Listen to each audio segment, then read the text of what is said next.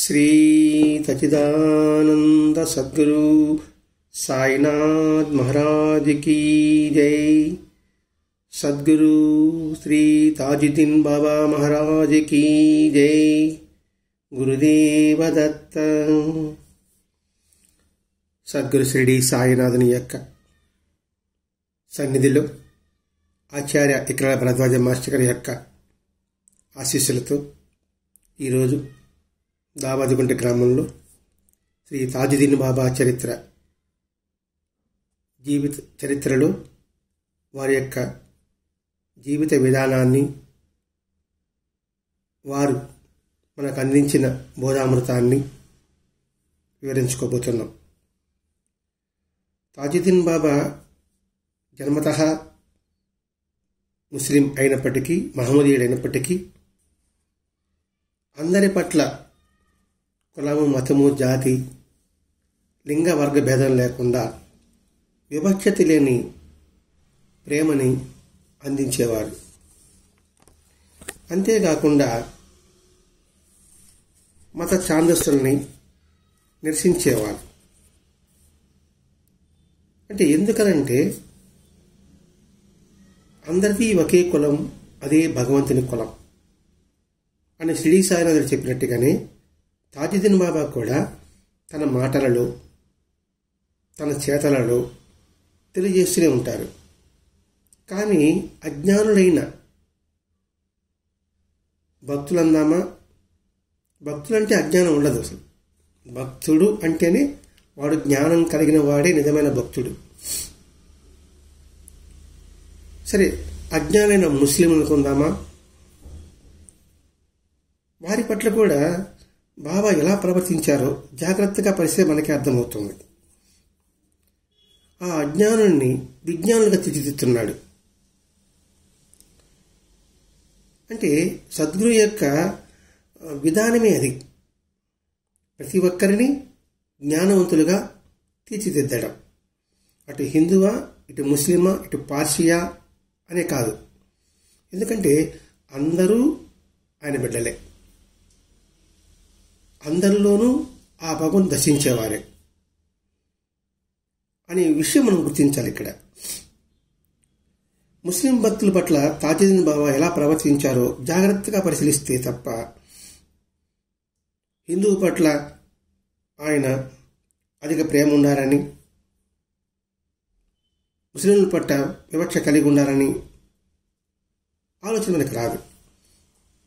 ముస్లిం భక్తుల పట్ల కూడా ఆయన ఎలా ప్రవర్తించారో మనకు తెలుసుకుందాం. హుసేన్ అనే ఆయన బాబాను తరచుగా దర్శిస్తుండేవాడు, తాజుద్దీన్ బాబాని. బాబా అతనికి చదువు ఎక్కువ. అతనితో బాబాతో ఉన్న చదువు వల్ల జంకు లేకుండా బాబాను తరచుగా ప్రశ్నలు వేస్తుండేవారు. అదే మనం గత ప్రవచనాల్లో మనం వివరించుకున్నాం. సద్గురువు అయిన తర్వాత ఆయనకి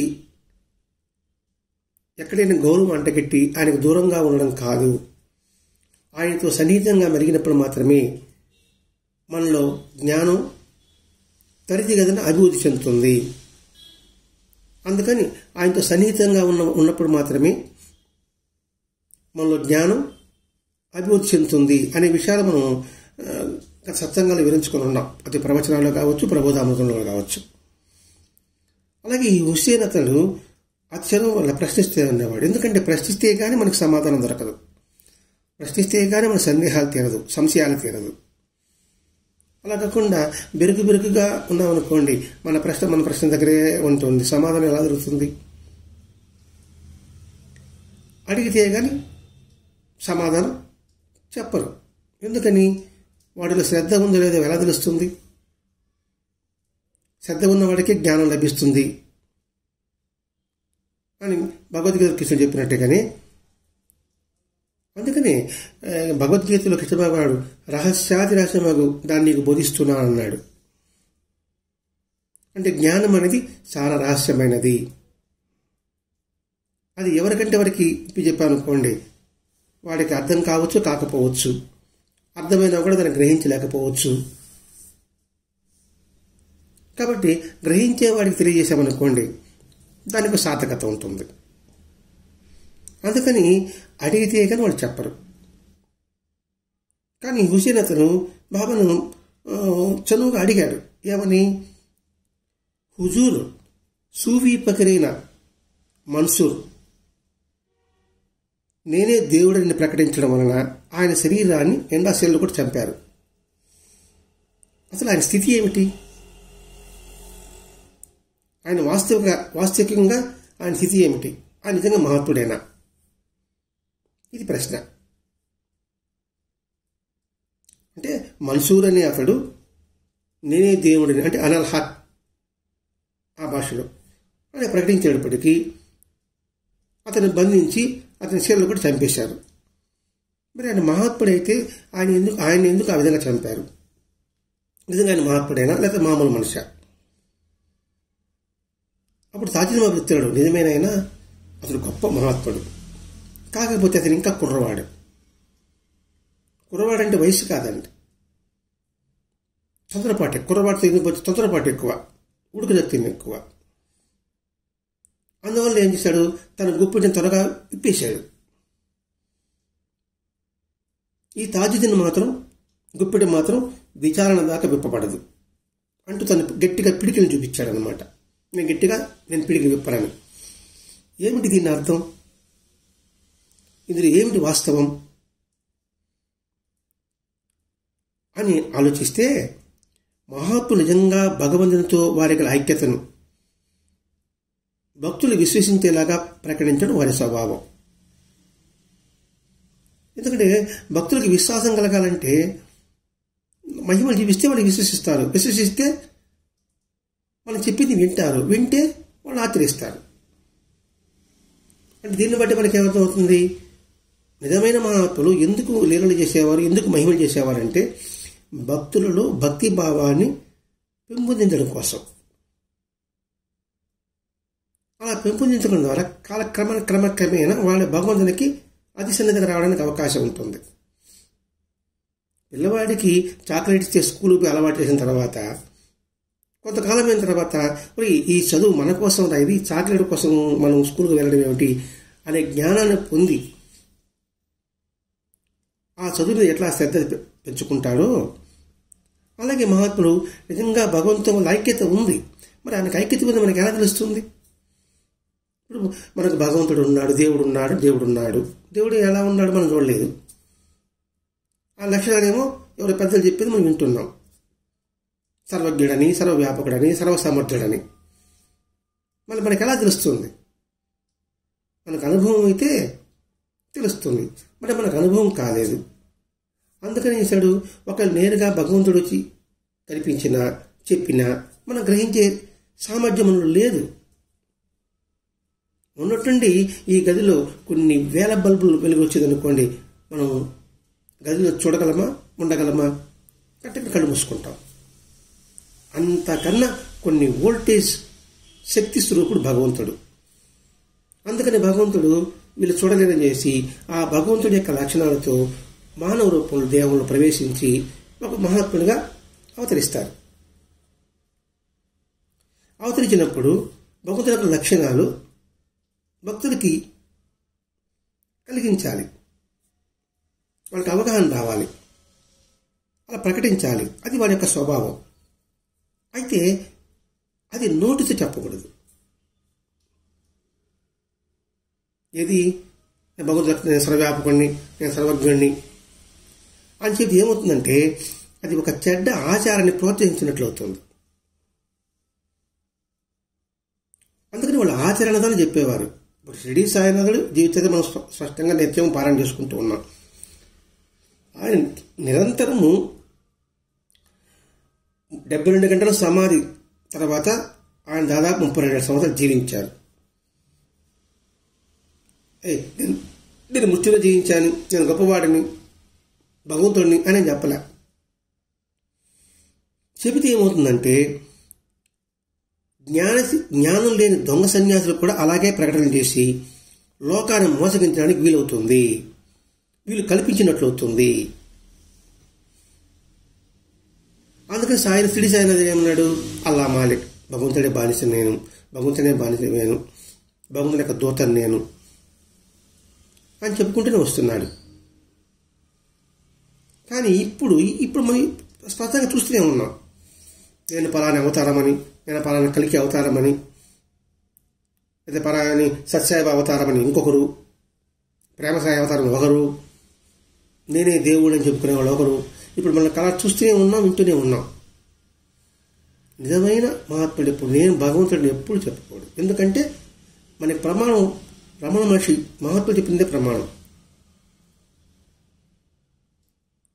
తాను దేవుడు అనుకునేవాడు వాడు అజ్ఞాని.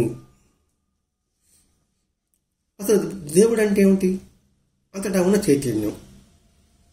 ఆ చైతన్యం నీలో ఉంది, నాలో ఉంది. అప్పుడు నీకు నాకు భేదం ఏమిటి? ఇప్పుడు నేను దేవుడు అని అనుకోండి, మీరు అజ్ఞానులు. దేవుడు అంటే జ్ఞానం అనుకోండి, నా జ్ఞానం మీకు అజ్ఞానులు. అక్కడ తేడా కనిపిస్తుందండి అక్కడ. అందుకని అటువంటి చెడ్డ ఆచారాన్ని కల్పించినట్లు అవుతుందని చెప్పేసి వాళ్ళు చెప్పరు. ఎందుకంటే శ్రేష్ఠుడు దీన్ని ఆచరిస్తారు, దాన్ని చూసి ఆచరిస్తారని చెప్తుంటారు కదా. ఇంత దాకెందుకండి? గురువు మాట ధిక్కరించకూడదు అనే పదం పట్టుకొని 4 ఉపన్యాసాలు చెప్పేటప్పటికి నేను గురువు అయిపోయినా. ఇంకా నా దగ్గర చెరువులో ఒక 10-20 మంది చేస్తారు. 10 మంది 20 మంది పెట్టుకున్నాం. ఆ 10 మంది 20 మంది జారిపోకుండా నేను చెప్పిన మాట మీరు ధిక్కరిస్తే మీరు నరకానికి పోతారని నేను చెప్తా. దాంతో ఏం చేస్తారు వాళ్ళు? విధి లేక గతి లేక నాకు అల్లని పడి ఉంటారు వాళ్ళు. అంతే. ఎందుకు నరకానికి పోవాలని? ఇది కొన్ని మతాల్లో మత పెద్దల ప్రవక్తల స్వార్థంతో ఆ గ్రంథంలో ఉండేది కానీ ఏమన్నా ప్రశ్నిస్తే వాడిని చంపేయండి అన్నారు. అంటే ప్రశ్నిస్తే అసలు ఎందుకు అలా చేశాడు, ప్రవక్త ఎందుకు అలా చేశాడు, జేసస్ అలా ఎందుకు చేశాడు, వాళ్ళు అలా చేయలేదు కదా, మీరు ఎందుకు చేశారు అని అడగతామని వాళ్ళ భయం. అంటే ఏంటి? ప్రవక్త చెప్పింది, జేసస్ చెప్పింది, రాముడు చెప్పింది, భగవంతుడు చెప్పింది, అది చెప్పకుండా నేను వేరే చెప్పాను అనుకోండి, నన్ను ఎవరైనా ప్రశ్నిస్తాను, ఏమన్నా దాంట్లో లేదు కదా, మీరెందుకు ఇలా చేస్తున్నారని అడిగారు అనుకోండి, అడిగినోడు చంపేవాలి. అక్కడ వచ్చింది జిహాద్ అనే సంగతి. అందుకని అసలైన తత్వం తెలుసుకోవాలంటే భగవతత్వంతో మమేకం కావాలి, ఆ మహాత్ముడు సన్నిహితం కావాలి. అందుకని వాడు నేనే దేవుడని చెప్పలేదు, చెప్పకూడదు కూడా. ఇప్పుడు తాజుద్దీన్ బాబా తాను స్వయంగా దైవ స్థితిని పొంది ఉన్నాడు. కానీ ఎప్పుడైనా నేను భగవంతుడిని తాజుద్దీన్ బాబా చెప్పాడా? చనిపోయిన వాడిని బతికించాడు,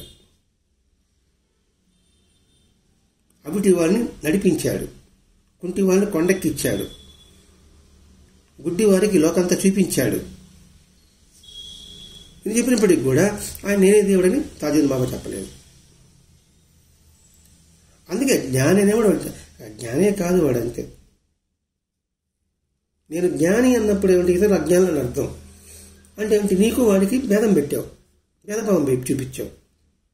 భేదభావం అనే స్థితి దైవ స్థితి. అందుకని తాజుద్దీన్ బాబా ఆయన పరిభాష ఏం చెప్పాడు? పిడికిలు తెరవడం అంటే తమ రహస్యాన్ని బయట పెట్టడం. ఎందుకు పిడికిలు మూసుకున్నాడు? అనర్హుల నుండి మరుగుపరచుకోవాల్సిన రహస్యం తాము దైవంతో ఏకత్వం చెందామన్న విషయం. ఎందుకు అనర్హులు ఉన్నారు కదా. ఇప్పుడు చూడండి, వాళ్ళ మాతుడు మాత్యం చేశాడంటే చేశాడంటే అండి గాలి వరకు చేస్తారా అనేవాళ్ళు ఉన్నారు. ఇంకా వాళ్ళకు చెప్పడం ఎందుకు? అందుకే కృష్ణమాచార్య గారు భరద్వాజం ఒక సంభాషణ జరిగిందండి.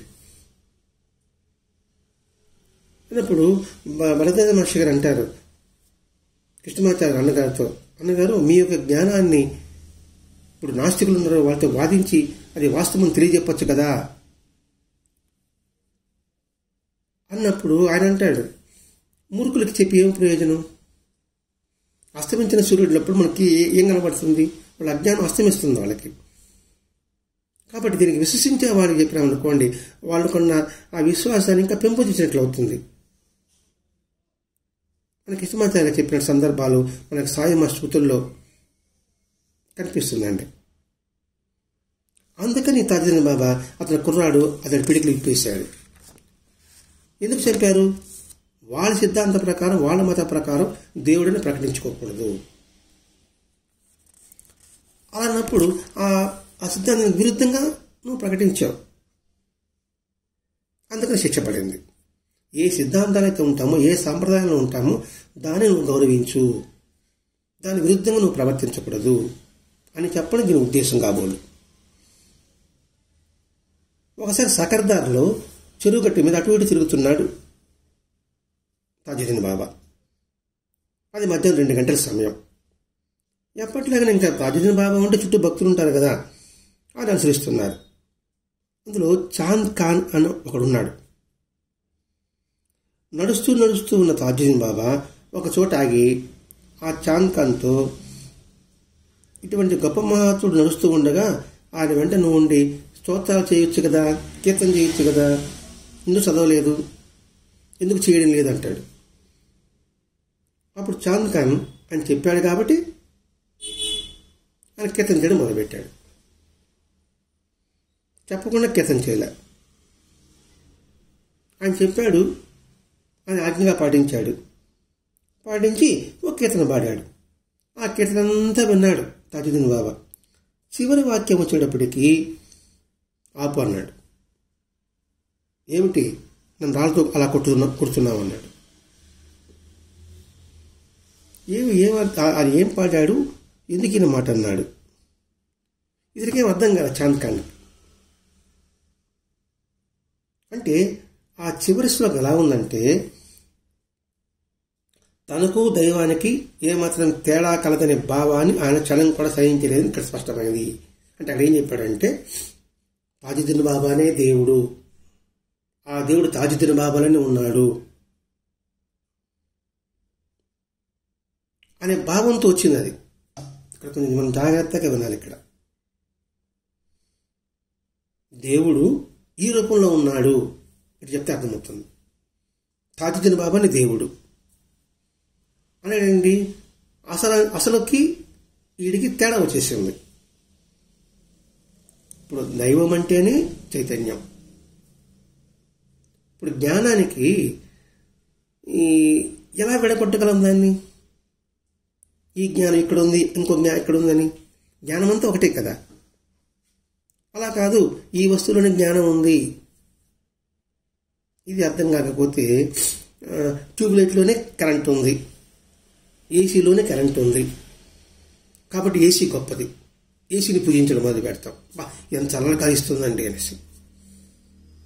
అప్పుడు ఏసీ అనుకుంటాం, నేను పనిచేయడానికి కారణం కరెంట్ కదా, మరి దాన్ని పక్కన పెట్టేసి నన్ను ఎందుకు పొగుడుతున్నాడు అని ఏసీ ఎట్లయితే అనుకుంటుందో, అంటే అర్థం కావడం కోసం నేను చెప్తున్నానండి.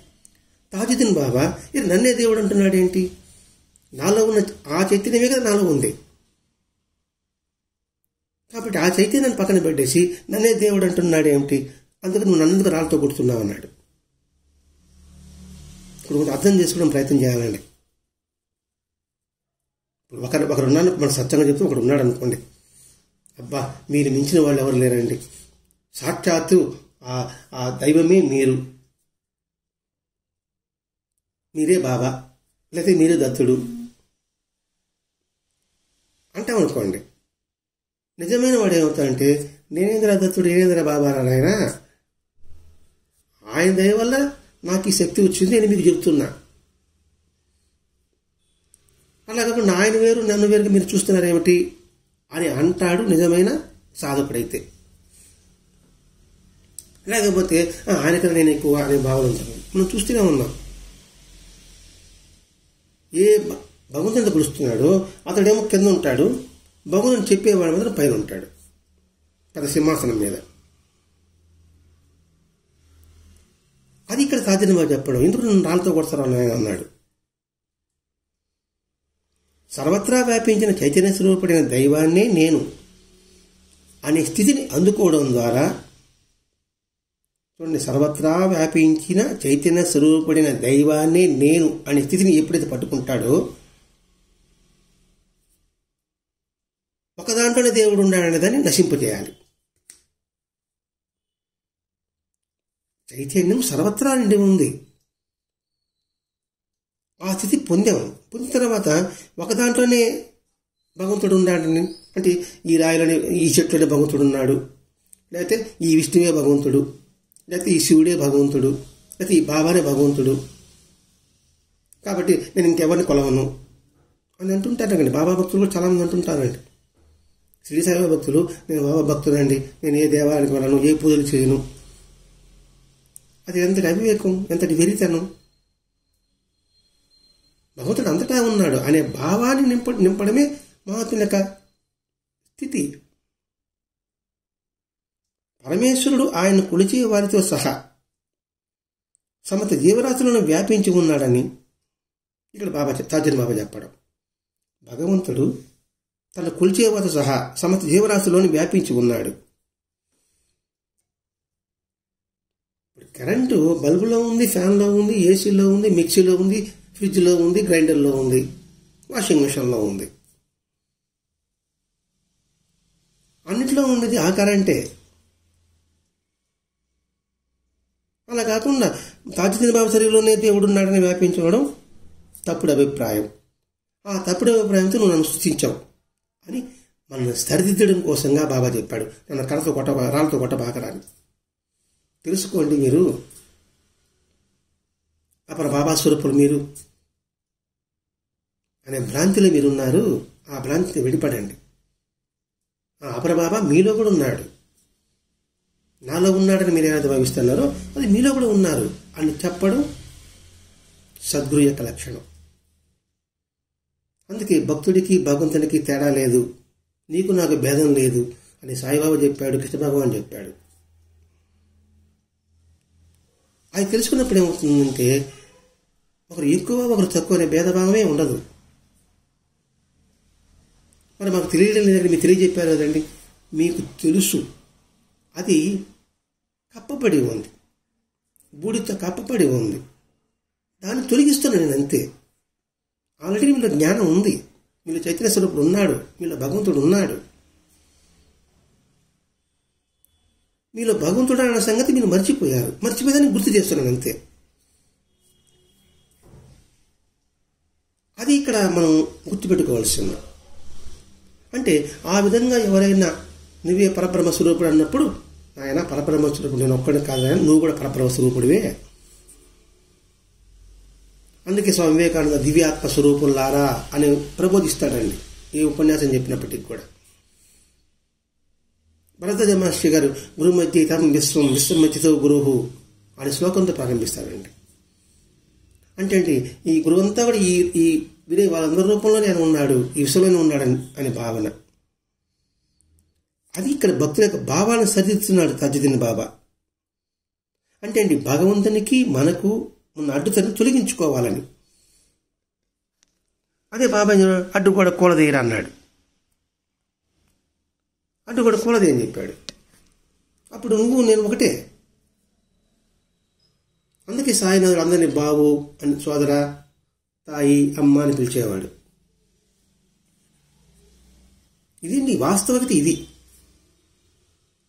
సుల్తాన్ బాయ్ అని ఒక గొప్ప గాయని బాబా తాజుద్దీన్ బాబా దగ్గరికి వచ్చినప్పుడు ఆయన కీర్తితో పాటలు పాడేవాడు.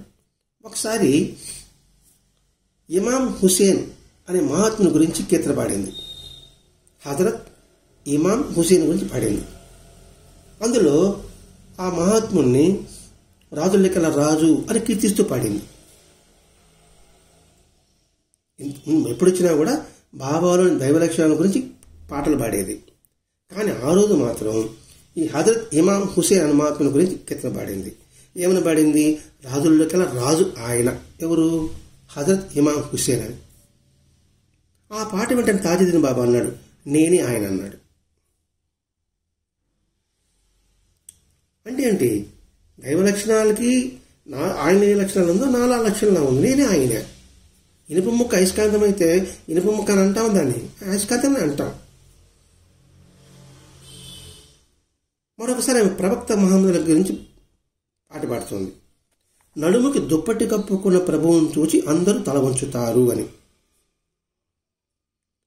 అది వింటేనే మా తాజుద్దీన్ బాబా నడుముకి దుప్పటి కప్పుకొని చుట్టుకుని, అమ్మ ఇది ఆ భగవంతుడి సింహాసనం అంటూ ధ్యానస్థితిలోకి వెళ్ళిపోయారు. ధ్యానస్థితిలో అంటే బాహ్యశుద్ధి కోల్పోయారు. ఆమె అలా పాడుతూనే ఉన్నారు, ఈయన బాహ్యశుద్ధితో అలాగే ధ్యానంలో ఉంటూ ఉన్నారు. ఆ సమయంలో అక్కడున్న వారంతా తాజుద్దీన్ బాబాలో దైవతత్వాన్ని దర్శించారు. ఇక్కడ నడుముకు దుప్పటి కప్పుకున్న ప్రభువును చూచి అందరూ తల వంచుతారు అన్నాడు. అంటే ఏంటి? దుప్పటి సంపూర్ణంగా కాకుండా వినయంతో, ఇప్పుడు దేవాలయానికి వెళ్ళినప్పుడు లేదా గురువుల దగ్గర వెళ్ళినప్పుడు చొక్కా తీసేసి నడుముకు గుడ్డ కట్టుకొని తల వంచుకొని పోతారు కదండి.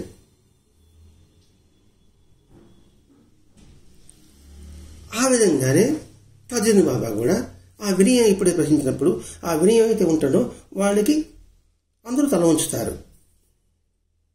వాస్తవం మామూలుగా లౌకికంగా చూడండి, ఎంత ఎదిగిన ఒదిగి ఉండేవాడిని చూసి జనులు ఏమనుకుంటారు? ఆయన దగ్గరికి వెళ్తారా వెళ్ళరా? ఎంత వినేసిరండి. ఇట్లా మనం అమ్మించుకుందామండి. ఆ భావంతోనే తాను ఆ వినేశ్వరుడుగా తాదాత్మ్యం చెందాడు. అంటే ఏంటి? భగవంతుడు అనే పేరు వినగానే అటువంటి తాదాత్మ్యం చెందడం భగవంతుని యొక్క లక్షణాలలో ఒకటి. ఇది ఒక్కొక్క పాట గుర్తించుకుంటూ రావాలండి. మనము కీర్తన చేస్తుంటాం, మనము స్తోత్రాలు చెప్తుంటాం, మనము అష్టోత్రం చదువుతూ ఉంటాం. ఎంత మేరకు మనం అటువంటి తాదాత్మ్యం చెంది ఉంటాము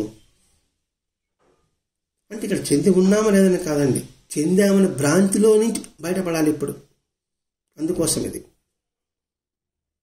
బాబాకి సంగీతం అంటే చాలా ఇష్టం. ఎంతోమంది గాయకులు మధురంగా పాడేవారు. ఆ గానాన్ని వింటేనే బాబా తన్మయత్వం చెందేవాడు.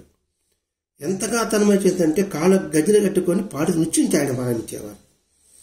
అంటే అందులో మమేకం అయిపోయాడు. అంతే. చూసేవారికి ఏదైనా గొప్ప మహాత్ముడు విజయేంద్ర వీళ్ళతో పాటు ఆడుతున్నారే అనిపిస్తుంది వాళ్ళకి. కానీ ఆడాలనే ఆడడం లేదు. ఆ పాట మాధుర్యంలోని భావాన్ని తన్మయత్వం చెందేటప్పటికీ తనకు శరీరం ఉన్న స్పృహ కూడా లేకుండా అందులో లీనం కావడం. అది ఇక్కడ శ్రీశాల కాళ్ళ గజ్జలు కట్టుకొని నృత్యం చేసేవారని ఉంది. అది భక్తి ప్రజలకు ఉపయోగించకపోతే నష్టమని మాస్టర్ రాసి కూడా ఉన్నారు. ఒకసారి ఇదే విధంగా అలాంటి పారవశ్యంలోనే బాహ్య ప్రజ్ఞను కోల్పోయారు. ఎవరో పాడుతున్నారు, దాని కోల్పోయి తన స్ఫురణ లేకుండానే ఆ గదిలోని ఆనందంతో తాండవిస్తున్నాడు అనమాట. ఇది లాల్ కోట్లో ఒక మందిరంలో ఉన్నాడు కదండి, రఘోజీరావు గారి ఇచ్చే స్థలంలో. ఆ గదిలో కూర్చొని తన్మయం చెందుతున్నాడు. బయటేమో కొన్ని వేల మంది ఆయన దర్శనం కోసం చూస్తున్నారు. ఆయన దర్శనం బయట రాకపోయా. వెంటనే ఒక లక్ష్మీబాయి అనే ఒక వేసిని పిలిపించి బాబాకు వినపడే విధంగా భక్తి గీతలు పాడమన్నారు. ఆ పాడమని కూడా నిజాముద్దీన్ ఆయన ఒక మహాత్ముడు, ఆయన ఒక హాజీ అనుకుందాం, అంటే మత పెద్ద అనుకుందాం. ఆమెను పిలిచి భక్తి గీతను ఆయన వినపడే పాడమన్నాడు. అప్పుడు ఆమె మాడుతుంది, అజ్ఞానపు చీకటిలో మునిగి ఉన్న వారము, నిజం చూచి పరవశించు కనులు లేని వారము, మీ కృపావీక్షణాలు మా మీద ప్రసరించి నిన్ను చూచి కనులు మాకు ప్రసాదించు ఓ ప్రభో. ఇది 4 లైన్లు. అజ్ఞానపు చీకటిలో మునిగి ఉన్న వారం మేము,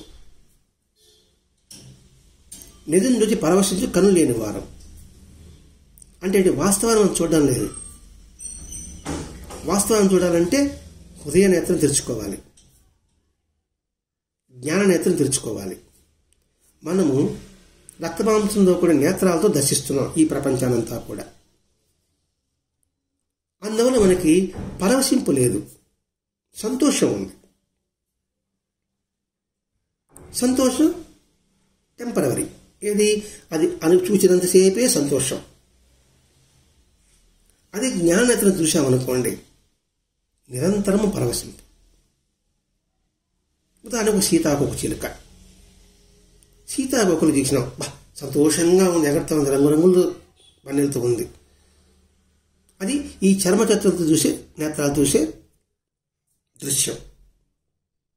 అది జ్ఞానేత్రం చూసామనుకోండి, అబ్బా సీతాకోక చిలక అద్భుతమైన సృష్టి. మరి ఈ సృష్టి రావడానికి కారణం ఏమిటి? మొట్టమొదట లార్వా, తర్వాత గొంగలి పురుగు. ఆ గొంగలి పురుగు తర్వాత లార్వా కూడా గూడు కట్టుకుంటుంది. అందులో నుంచి బయటపడింది సీతాకోక చిలుక. ఎంత అద్భుతమైన సృష్టి ఇది! అంటే గొంగల పురుగు చూస్తే అందరూకి ఒళ్ళు జలదరిస్తుంది, అసహ్యం వేస్తుంది. మరి వీళ్ళందరూ అసహించుకున్నారని చెప్పేసి అది ఒక గూడులో కూర్చుంటుంది. గూడులో కూర్చొని తీవ్రమైన ధ్యానస్థితిలో ఉండి తన స్వరూపాన్ని మార్చుకుంటుంది. స్వరూపాన్ని మార్చుకున్న తర్వాత బయట వచ్చిన తర్వాత ఇంతవరకు ఎవరినైతే అసహించుకున్నారో ఇప్పుడు దానికోసం పరిగెత్తడం ప్రారంభించారు. అది చూసి ఆనందం కలుగుతుంది. అది నిజం చూడడం అంటే అర్థమైన భావిస్తున్నాం. అంటే ఏంటి?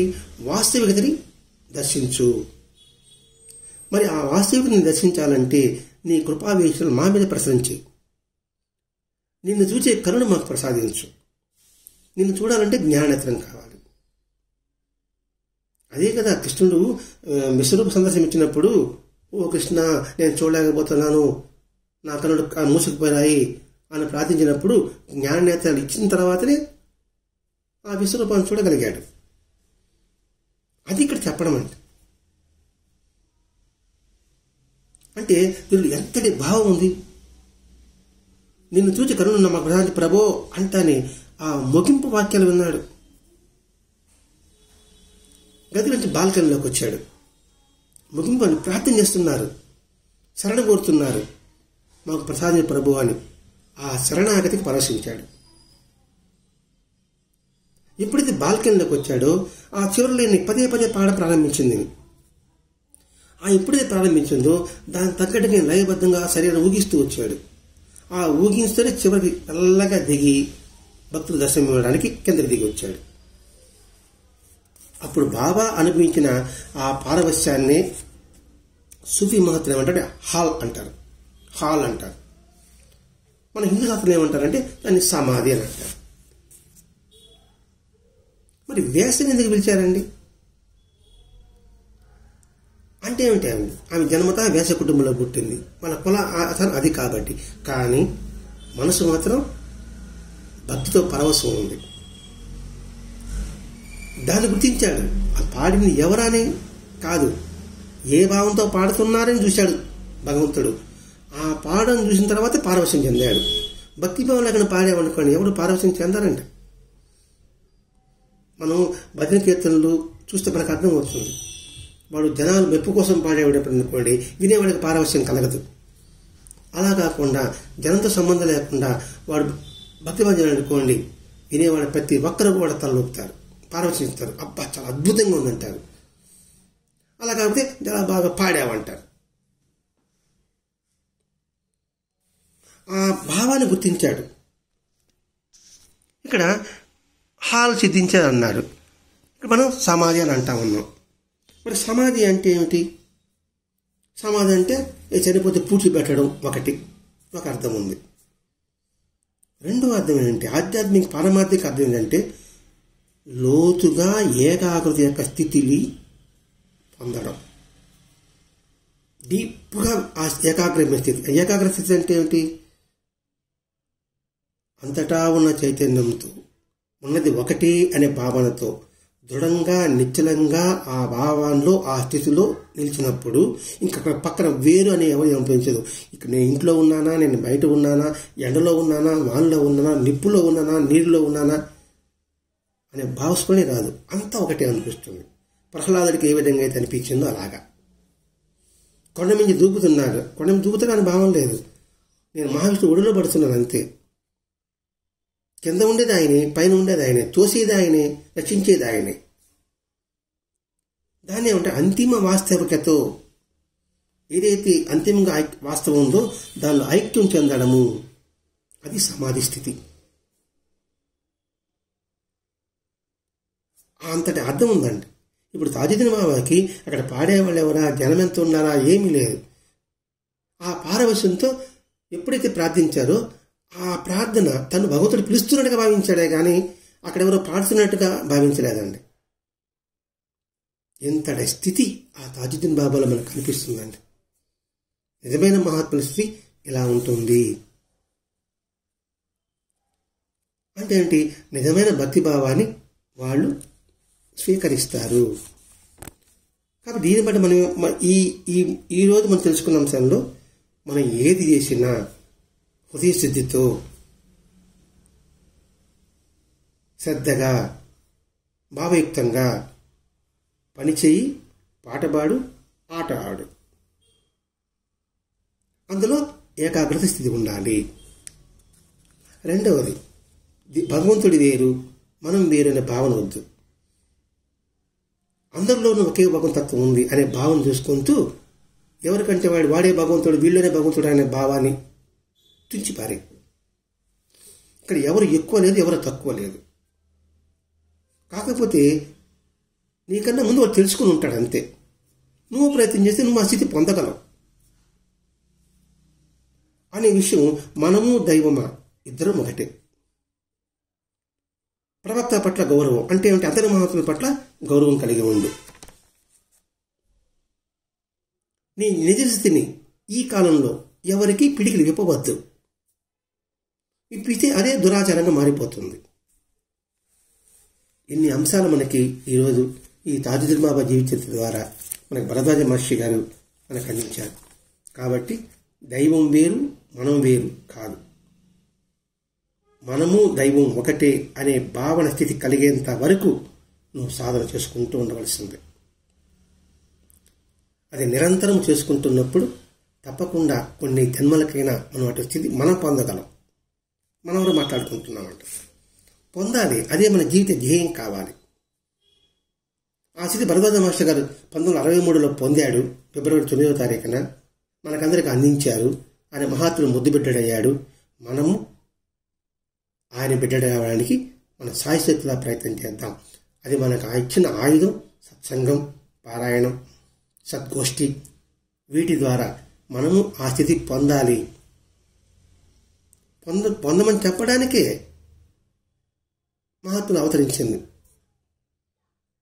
అందుకే బాబా అని కూడా అంటాడు, నువ్వు నా వలే అని పదం వాడతాడు కదండి. అలా కావాలి అంతే. అది మన ధ్యేయం కావాలి. అది గుర్తుపెట్టుకొని ఈ తత్వాన్ని మనం జీర్ణించుకుంటూ భగవతత్వం అనుభూతిని సంపూర్ణంగా పొందడానికి ఆ సాయి మాస్టర్ అనుగ్రహం మన ప్రసాదించవలసిందిగా ప్రార్థిస్తూ స్వస్తి.